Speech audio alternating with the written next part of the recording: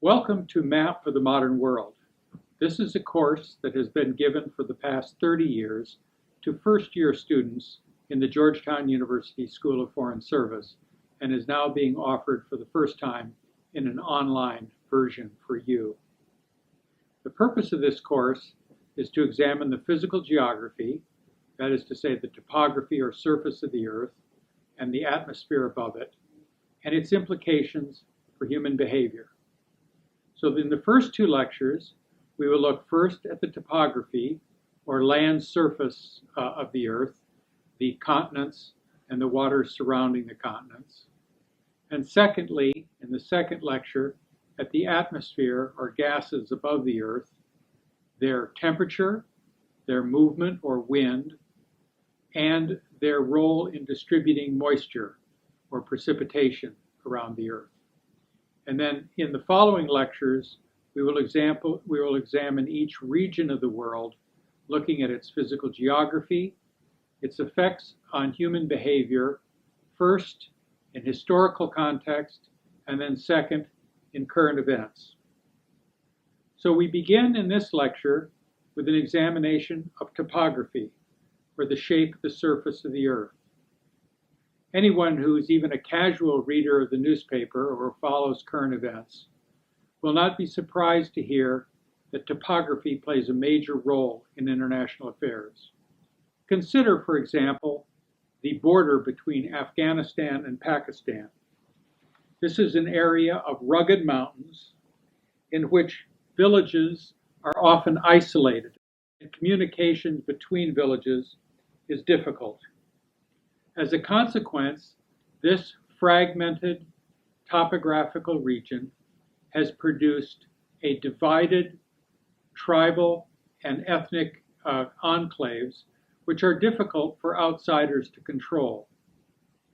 This was discovered in the 19th century by the British, who on several occasions sought to seize control of the highlands of Afghanistan to the west of the British Raj, and much to their chagrin, were driven out by the local tribal groups. It was also discovered by the Soviet Union during the period 1979 to 1989, when troops invaded Afghanistan and were eventually driven out by the Mujahideen, or soldiers of God. And it has finally been the experience of the Americans. Since 2001, we have committed vast amounts of resources and human beings in an attempt to impose control over this region with very difficult and unfortunate outcomes. It is not only difficult for outsiders to control the region, it's even difficult for the neighboring governments. The government of Afghanistan in Kabul and of Pakistan in neighboring Islamabad have both discovered that it is difficult or impossible to control the tribal groups in this border region.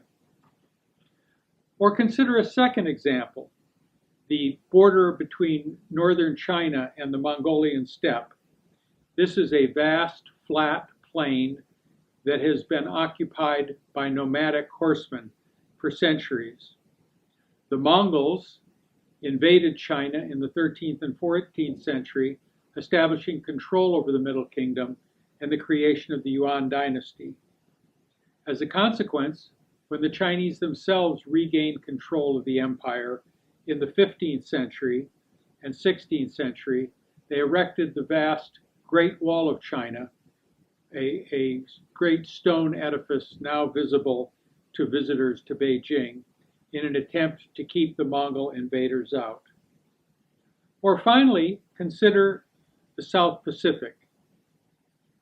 In the best of times, such as pictured here, the island of Tahiti, we find a peaceful, serene, tropical paradise. But recently we're reminded that global climate change, global warming, and the melting of the ice caps has raised sea levels and now threatens the flooding of these low-lying islands.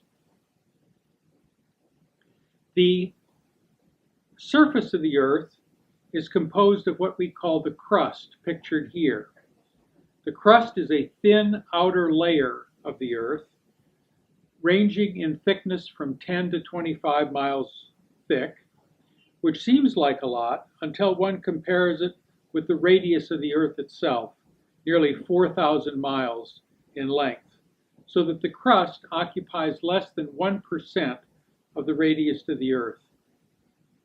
The deepest penetration into the crust that human beings have achieved, a well of about 7.5 miles deep, is fully contained within the crust, so that all we know about the Earth from direct observation occurs within the crust.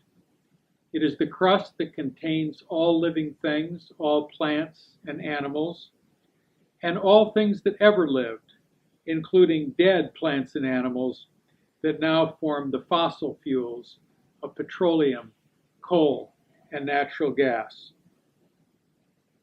The crust is composed of two principal types of igneous rock. The first is the thin, heavy layers of basalt, which, because of their weight, sink down to form the basis of the great oceans filled with water. A second type of igneous rock, granite, forms large blocks or blobs that float like icebergs in the sea of basalt, buoying up and forming the dry land that we know as the continents.